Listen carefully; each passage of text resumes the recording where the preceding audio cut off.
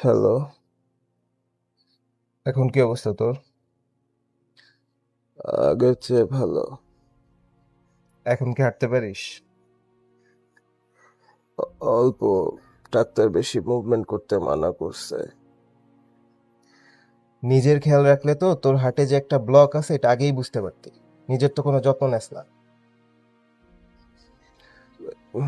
বুঝতে পারি নাই। ভাবছিলাম গ্যাস্ট্রিকের ব্যথা।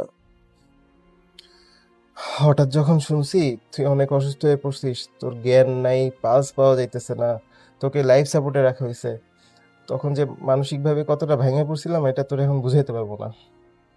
কি করব তখন এটা বুঝতেছিলাম না। নাফিস ভাইরে ফোন দিছি, আয়শা ভাবিরে ফোন দিছি।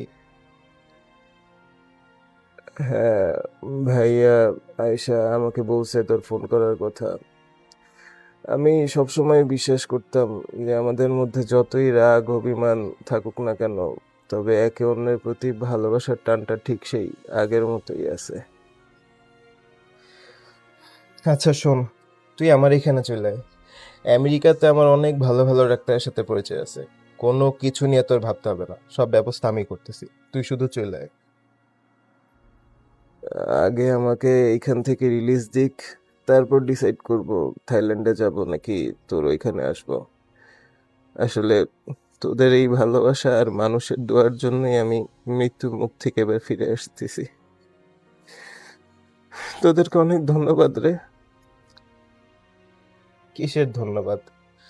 বেস্ট ফ্রেন্ড হিসেবে তো তেমন কিছুই করতে পারলাম না, তোকে দেখতে আসতেও পারলাম না।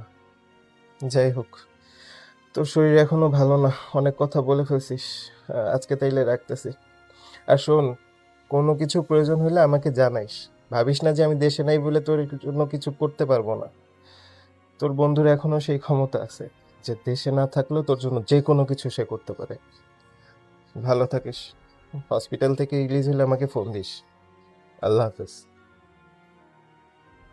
আচ্ছা, তুইও ভালো থাকিস।